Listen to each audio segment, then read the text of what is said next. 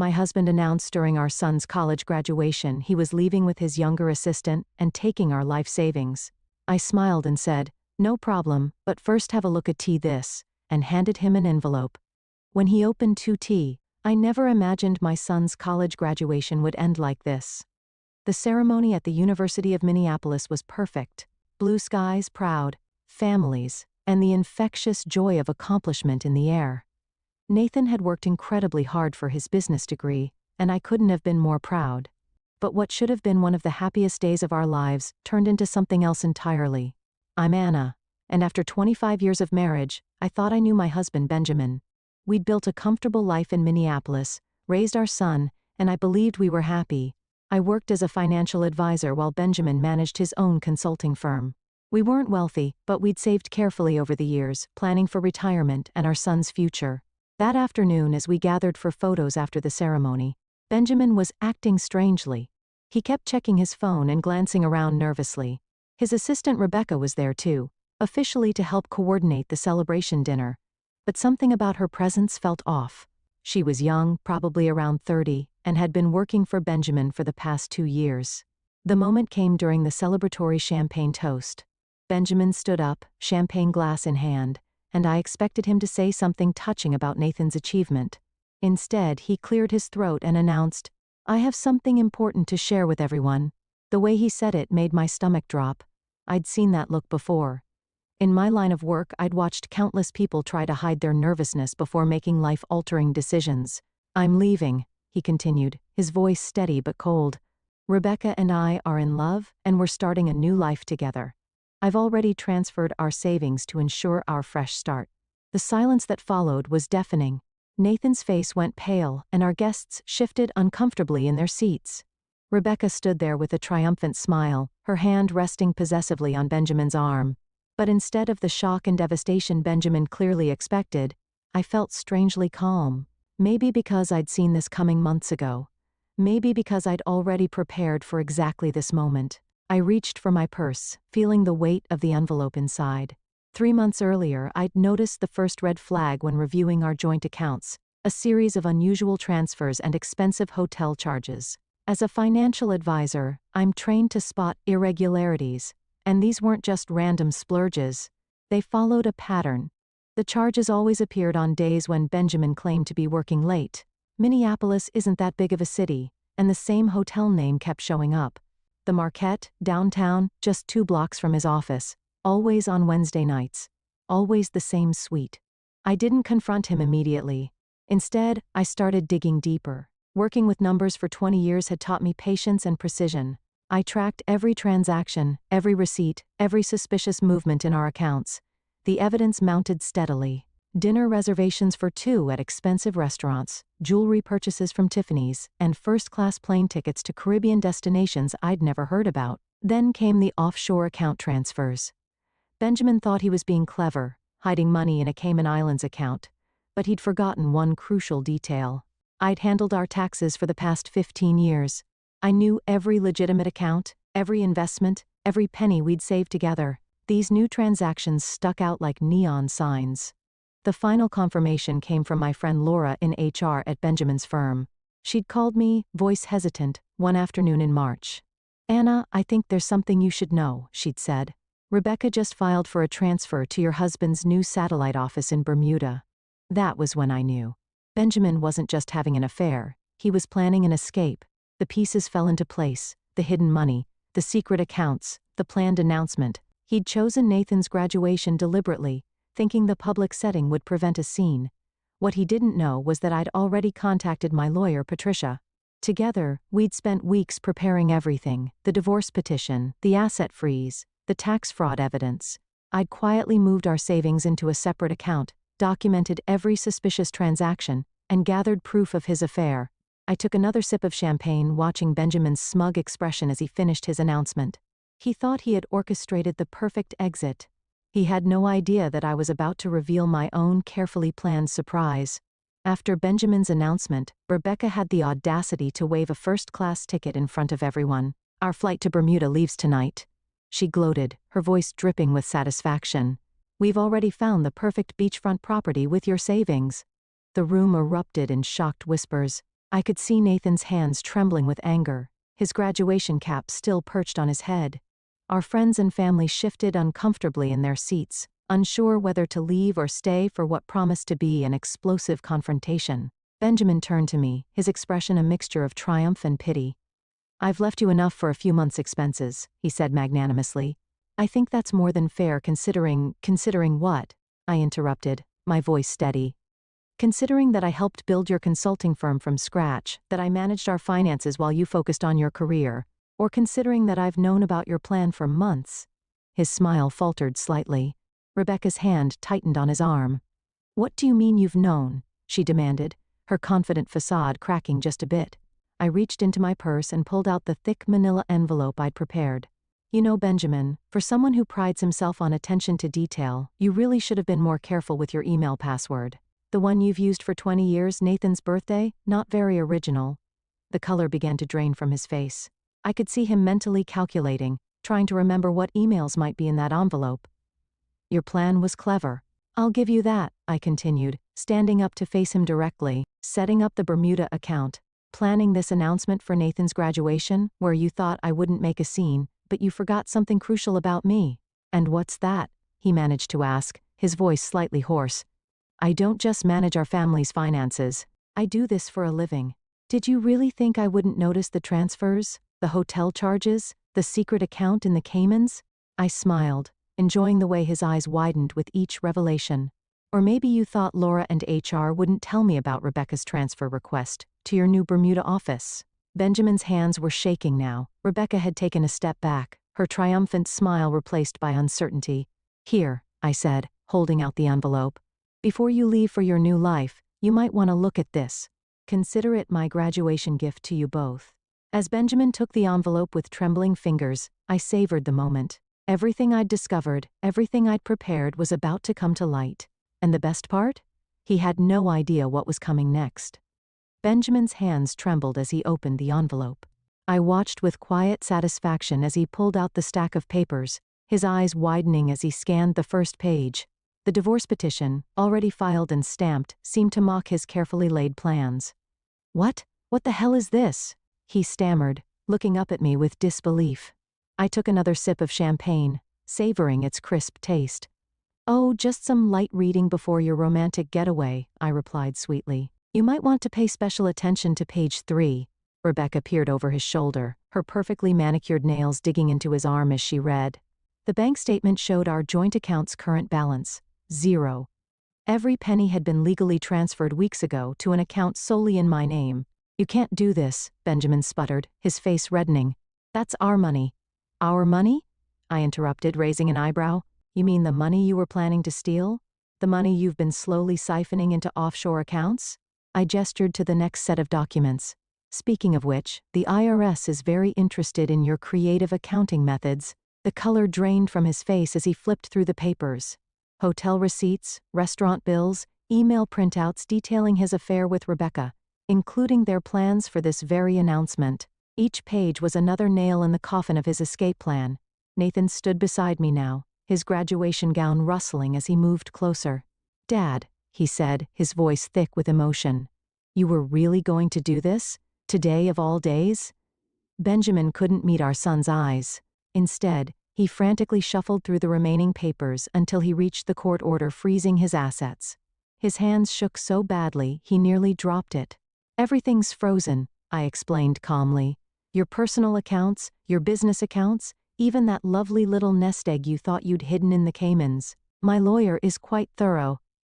Rebecca's triumphant smile had completely vanished. "Babe, what's happening? What does she mean everything's frozen?" I turned to her with mock sympathy. "It means, dear, that your sugar daddy is officially broke. Well, not broke exactly. Just unable to access any of his money. I hope you kept your return ticket because it looks like that beachfront property in Bermuda might have to wait." The gathered guests watched in stunned silence. My friend Laura, who had helped expose their plan, tried unsuccessfully to hide a smile behind her hand. Benjamin's younger brother Thomas shook his head in disgust while his wife Catherine whispered, "Good for you, Anna. You've ruined everything," Benjamin hissed, his facade of control completely shattered. I stepped closer, lowering my voice so only he could hear. "No. You ruined everything the moment you decided to betray our family. I'm just making sure you face the consequences of your choices." The stack of papers slipped from his grasp, scattering across the floor like fallen leaves. Rebecca scrambled to pick them up. Her face flushed with humiliation as she realized their perfect plan was unraveling in front of everyone. Benjamin's composure crumbled as he reached the final document, a formal letter from his company's board of directors. His hands gripped the paper so tightly it crumpled at the edges.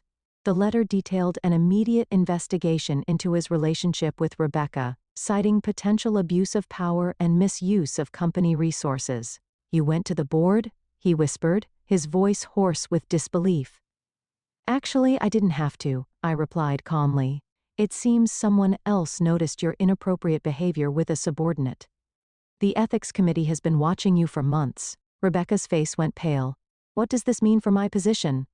"Well," I said, setting down my champagne glass, "I believe the HR term is immediate termination, though given the circumstances, finding another job in Minneapolis might be challenging." Benjamin suddenly straightened, attempting to regain control of the situation. "This is ridiculous. I built that company from nothing."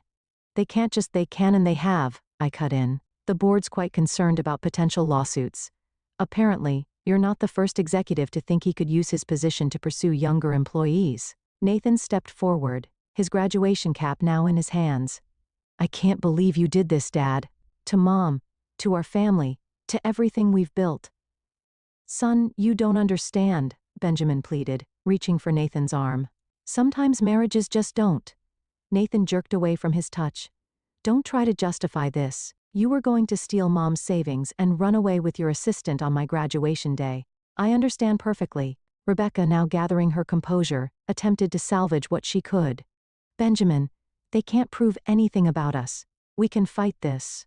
I laughed, the sound sharp and clear in the tense atmosphere.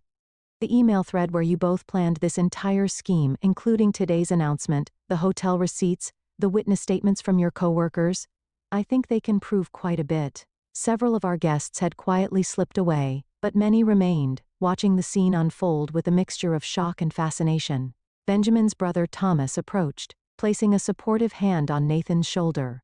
"How long?" Thomas asked, his voice heavy with disappointment. "How long have you been planning to abandon your family?"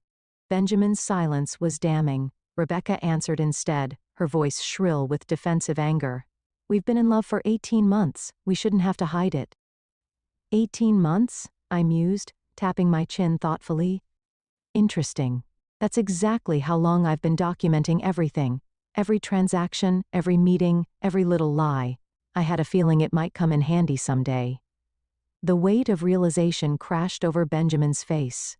While he'd been meticulously planning his escape, I'd been 2 steps ahead, quietly building an ironclad case against him.